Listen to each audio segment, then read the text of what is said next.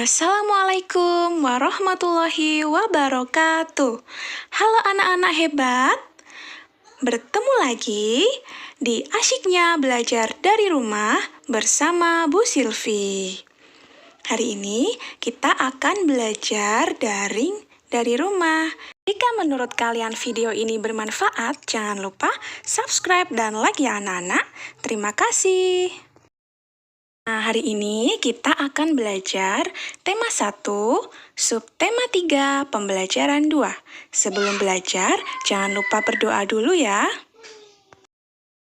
Nah, jika sudah siap belajar, coba sekarang anak-anak perhatikan gambar berikut ini ya.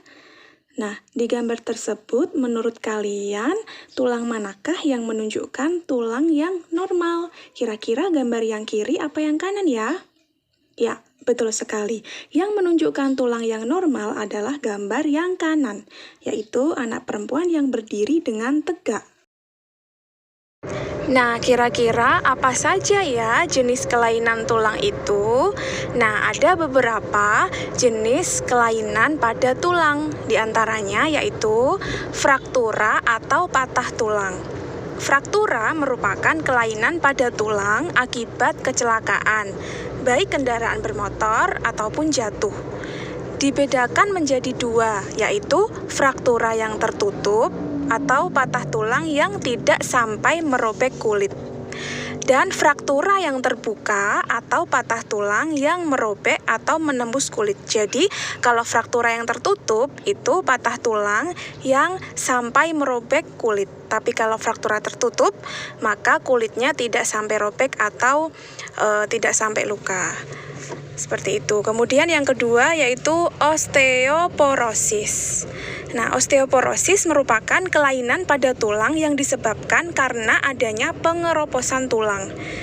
Nah, osteoporosis ini terjadi karena tubuh sudah tidak mampu lagi menyerap dan menggunakan kalsium secara normal.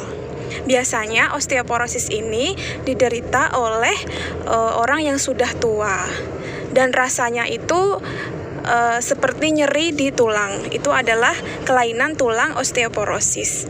Selanjutnya adalah fisura atau retak tulang. Fisura merupakan kelainan tulang yang menimbulkan keretakan pada tulang akibat kecelakaan. Jadi kalau fraktura itu tulangnya patah, kalau fisura itu tulangnya hanya retak saja ya, tidak sampai patah. Nah, selanjutnya yaitu ada lordosis. Lordosis merupakan kelainan tulang karena sikap duduk yang salah sehingga tulang belakang melengkung pada daerah lumbalis. Hal ini akan mengakibatkan posisi kepala tertarik ke belakang. Selanjutnya yaitu skoliosis. Skoliosis merupakan kelainan tulang karena sikap duduk yang salah sehingga tulang belakang melengkung ke arah samping. Hal ini menyebabkan badan akan bengkok membentuk huruf S. Selanjutnya adalah kifosis. Kifosis merupakan kelainan tulang karena sikap duduk membungkuk sehingga tulang belakang membengkok ke belakang. Selain kelainan pada tulang, ada juga gangguan pada otot manusia. Di antaranya yaitu yang pertama hipertrofi. Adalah gangguan akibat otot yang berkembang menjadi lebih besar. Biasanya ini terjadi karena sel otot diberikan kegiatan atau aktivitas yang terus-menerus secara berlebihan.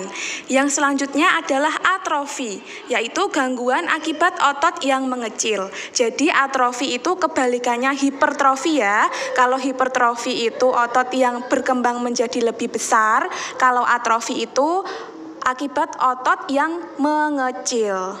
Selanjutnya adalah distrofi otot, yaitu penurunan kemampuan otot karena kelainan genetik. Selanjutnya adalah tetanus. Tetanus adalah penyakit kejang otot karena berkontraksi terus-menerus sehingga tidak mampu lagi berkontraksi. Nah, tetanus itu disebabkan adanya infeksi bakteri Clostridium tetani. Tetanus itu dapat juga menyebabkan otot menjadi kejang-kejang. Nah, selanjutnya adalah kram. Kram yaitu keadaan saat otot tiba-tiba terasa tegang, sulit digerakkan, disertai rasa nyeri. Nah, itulah anak-anak macam-macam gangguan pada otot manusia. Nah, coba perhatikan anak-anak, berikut ini adalah contoh gambar kelainan pada tulang, yaitu fraktura atau patah tulang. Nah, di sana kelihatan ya ada tulang yang patah. Itu merupakan contoh gambar kelainan tulang fraktura. Yang selanjutnya adalah contoh gambar kelainan tulang fisura atau retak tulang. Nah, coba anak-anak amati, itu di sana ada lingkaran merah. Yang di dalam lingkaran merah itu ada gambar tulang yang retak, ya. Jadi kalau fisura itu adalah kelainan tulang yang retak. Kalau fraktura itu kelainan tulang karena tulang patah. Dan fraktura serta fisura itu terjadi akibat kecelakaan atau jatuh. Itu yang menyebabkan terjadinya kelainan tulang, fraktura, dan fisura. Nah, kalau yang ini adalah contoh gambar kelainan tulang osteoporosis. Nah, kelainan tulang osteoporosis ini disebabkan karena tubuh itu tidak mampu menyerap dan menggunakan kalsium dengan baik. Biasanya diderita oleh orang yang sudah lanjut usia. Coba anak-anak perhatikan, itu ada gambar tulang yang normal dan tulang dengan osteoporosis. Di gambar tulang yang normal itu kelihatan ya kalau tulangnya itu masih berbentuk padat, dalamnya itu masih padat. Kalau yang tulang dengan osteoporosis itu dalam tulangnya sudah ada kayak bolong-bolongnya seperti itu ya anak-anak. Jadi tulang yang normal itu masih bagus, tulangnya dalamnya masih padat. Kalau yang osteoporosis tulangnya sudah keropos, dalamnya sudah ada lubang-lubangnya seperti itu. Ya, itu adalah contoh gambar kelainan tulang pada osteoporosis. Nah, kalau yang ini adalah contoh gambar kelainan tulang, yaitu skoliosis, kifosis, dan lordosis. Kelainan tulang ini disebabkan karena sikap duduk kita yang salah. Makanya anak-anak itu harus hati-hati ketika duduk. Pada waktu membaca atau pada waktu menulis itu duduknya harus posisinya yang pas ya. Jangan sampai salah duduk. Kalau kalian salah duduk bisa terjadi skoliosis ataupun kifosis dan lordosis. Nah, yang kalau skoliosis itu bentuknya seperti huruf S ya anak-anak. Kalau yang kifosis itu seperti membungkuk gitu. Jadi kepalanya jadi agak ke depan, terus punggungnya jadi agak ke belakang. Kalau yang lordosis itu kebalikannya kifosis. Jadi kalau yang lordosis itu punggungnya agak maju ke depan seperti itu. Nah, bagaimana sih kira-kira sikap duduk yang benar itu? Coba simak gambar berikut ini. Nah, perhatikan ya, ini adalah contoh sikap duduk yang benar dan sikap duduk yang salah. Yang ada tanda silangnya itu merupakan contoh sikap duduk yang salah. Kalau yang ada lingkarannya merah itu adalah contoh sikap duduk yang benar ya. Jadi duduk yang benar itu tegak, kepalanya juga tegak, punggungnya juga ya. Jadi itulah merupakan contoh sikap duduk yang benar. Jadi ketika anak menulis ataupun membaca buku, sikap duduknya harus benar agar tidak terjadi lordosis, kifosis, dan skoliosis. Selanjutnya kita masuk pada pembelajaran SBDP, yaitu mengenai komik. Komik adalah cerita bergambar yang bersifat lucu dan umumnya mudah dipahami.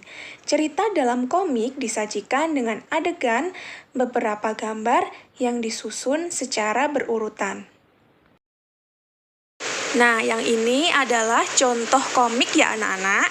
Dalam komik tersebut ada gambarnya. Gambarnya itu cenderung lucu-lucu dan ada percakapannya juga. Coba anak-anak perhatikan tanda panah tersebut. Yang ditunjukkan oleh tanda panah itu merupakan balon kata. Nah, kata-kata yang berada di dalam balon kata tersebut itu berfungsi untuk menjelaskan, melengkapi, dan memperdalam penyampaian gambar secara keseluruhan. Jadi, komik itu biasanya ada gambarnya lucu-lucu, terus ada percakapannya juga dalam balon kata yang berfungsi untuk memudahkan dalam penjelasan gambarnya atau penyampaian gambarnya secara keseluruhan. Demikianlah anak-anak penjelasan materi yang Bu Silvi sampaikan. Semoga dapat bermanfaat untuk kita semua. Terima kasih karena anak-anak hebat telah menyimak video dari Bu Silvi dengan baik. Jika video ini bermanfaat, maka jangan lupa untuk klik tombol subscribe dan like sebanyak-banyaknya ya. Terima kasih. Wassalamualaikum warahmatullahi wabarakatuh.